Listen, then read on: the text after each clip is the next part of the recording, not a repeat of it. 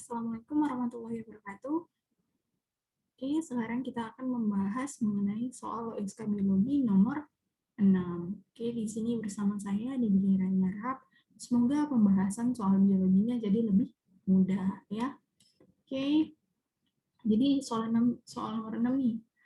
PCR atau polymerase chain reaction merupakan proses replikasi DNA secara in vitro. Satu siklus PCR mengikuti prinsip replikasi in vivo dan dilakukan melalui manipulasi suhu.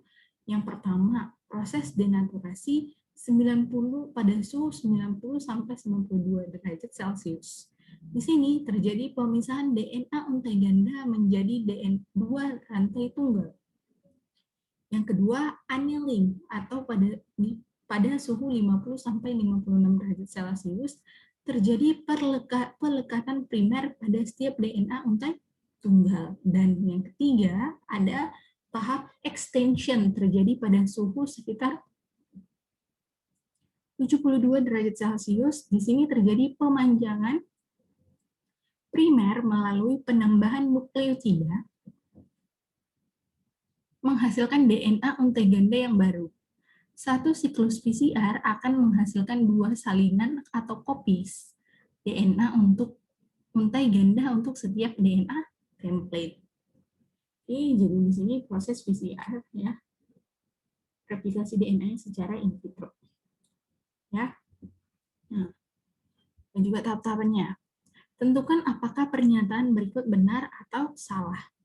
Yang A, tahap denaturasi pada PCR menggantikan fungsi enzim topoisomerase pada replikasi DNA in vivo. Yang B, single strand binding protein atau SSB tidak diperlukan di sepanjang proses PCR. Oke.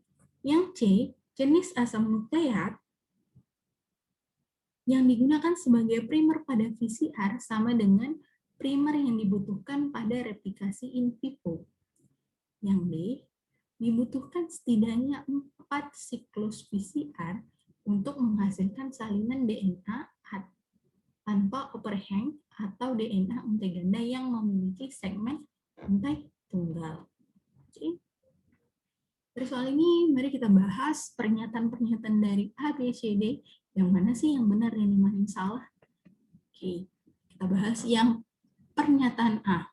Tahap denaturasi pada PCR menggantikan fungsi enzim topoisomerase pada replikasi DNA in vivo. Ini pernyataannya salah. Kenapa sih? Jadi kita lihat nih, pada proses replikasi DNA untai ganda dengan menggunakan PCR, terjadi proses yaitu denaturasi yang menggunakan suhu yang cukup tinggi, yaitu di atas 90 derajat Celcius untuk memisahkan DNA untai ganda menjadi DNA untai tunggal. Namun, pada DNA yang ada di makhluk hidup,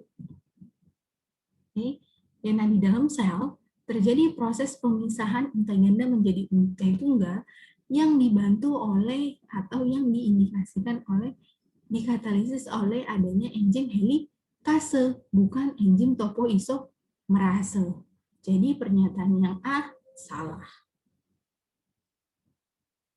Yang B, single strand binding protein or SSB tidak diperlukan di sepanjang proses PCR. Pernyataannya benar. Kenapa sih bisa benar? Jadi, single strand binding protein atau SSB ini tidak diperlukan karena dalam prosesnya, prinsip PCR, tadi kan terjadi istilahnya manipulasi suhu. Jadi, di sini pada PCR sudah digunakan pada proses denaturasi untuk memisahkan DNA untai ganda menjadi DNA untai tunggal, itu menggunakan suhu yang tinggi.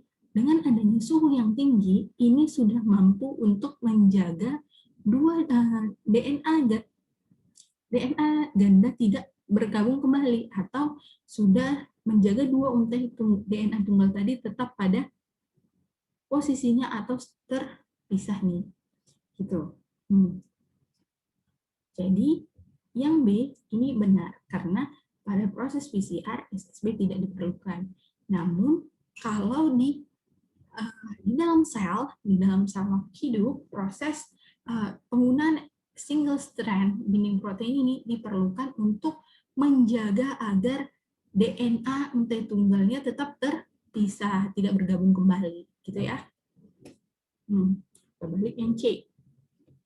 Jenis asam nukleat yang digunakan sebagai primer pada PCR sama dengan primer pada replikasi in vivo. Kita lihat nih. Jadi kalau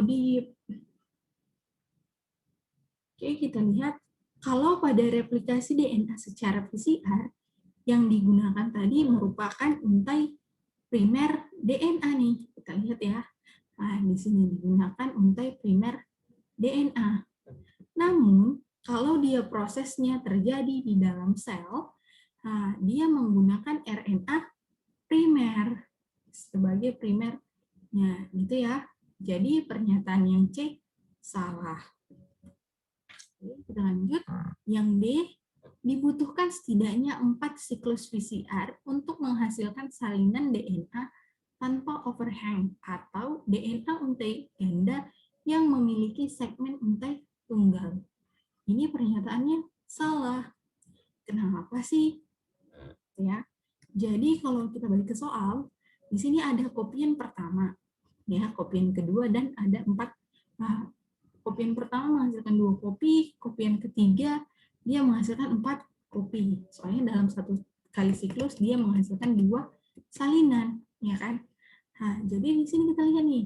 Nah, dibutuhkan 4 siklus ya. Jadi di siklus pertama dihasilkan 2 kopi, di siklus kedua dihasilkan 4 kopi nih jadinya. Nah, di siklus ketiga sudah dibentuk 6 kopi. Namun yang perlu kita cek apakah terjadi adanya DNA tanpa overhang. Jadi salinan DNA dengan overhang terjadi karena replikasi DNA dimulai dari primer, bukan dari ujung DNA-nya. Seringkali primer tidak tepat menempel pada ujung DNA sehingga menyisakan ruang, ya, pada untai DNA cetakan yang tidak direplikasi. Nah, kalau berdasarkan siklus nomor 1 dan nomor 2, tadi menghasilkan ruang, kita lihat nih bahwa di siklus nomor 3 sudah terbentuk kopian DNA yang tidak menghasilkan tidak adanya overhang gitu ya. Jadi di siklus ketiga pun sudah terbentuk adanya DNA tanpa overhang. Jadi tidak dibutuhkan 4 siklus, namun hanya 3 siklus saja sudah terbentuk DNA tanpa overhang gitu. Oke. Sekian untuk hari ini. Sekian untuk pembahasan kita mengenai replikasi DNA dan pengaplikasian PCR dalam proses replikasi in vitro. Jadi, assalamualaikum warahmatullahi wabarakatuh.